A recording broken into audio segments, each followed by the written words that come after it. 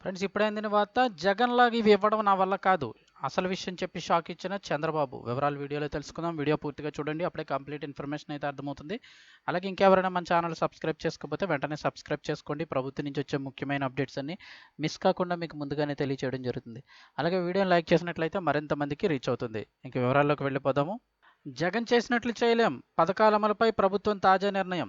ఏపీలో కొత్త ప్రభుత్వం ఆర్థిక పరిస్థితులను అయితే గాడిలో పెట్టేందుకు ప్రయత్నిస్తోంది. ప్రస్తుతం అమరావతి, పోలవరంకు ప్రాధాన్యత ఇస్తోంది. కేంద్రం ఈ రెండు ప్రాజెక్టులకు తాజాగా సహకారం అందిస్తూ నిర్ణయం తీసుకుంది. అదే సమయంలో కేంద్రం నుంచి వచ్చే ప్రతి రూపాయిని కూడా సద్వినియోగం చేసుకోవాలని భావిస్తోంది రాష్ట్ర ప్రభుత్వం. ఇతర పథకాల కోసం వచ్చిన రుణాలను సంక్షేమ పథకాలకు మళ్లించలేమని ఏపీ ఆర్థిక శాఖ ఉన్నతాధికారులు స్పష్టం చేస్తున్నారు. ఏపీకి కేంద్రం నుంచి అమరావతికి ప్రకటించిన రుణం పైన రాష్ట్ర ఆర్థిక ముఖ్య కార్యదర్శి పీయూష్ కుమార్ చెప్పారు.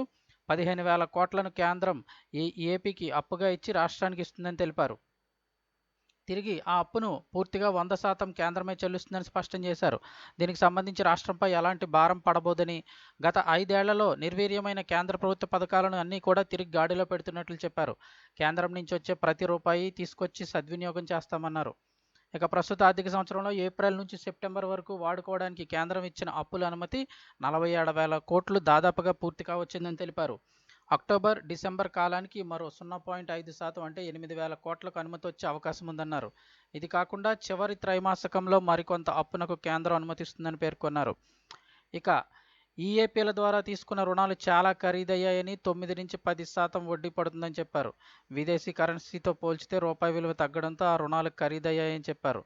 ఆర్బీఐ, నాబార్డు, జైకా, ఏడీబీ నుంచి ఇంకా తక్కువ వడ్డీకే రుణాలు అందుబాటులో ఉంటాయని కూడా ఆయన చెప్పారు. ఇక గతంలో చేసిన పొరపాట్లు చేయమంటున్నారు.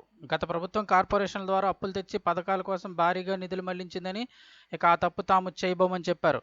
కార్పొరేషన్లు వాటి అవసరాల మేరకు అప్పులు తెచ్చుకుని వాడుకుంటాయని తెలిపారు. 5 ఏళ్ల పాటు పేరుకుపోయిన పెండింగ్ బిల్లులన్నింటినీ కూడా ఒక్క రోజులో చెల్లించలేమని, దీనికి చాలా సమయం పడుతుందని పీయూష్ కుమార్ అన్నారు.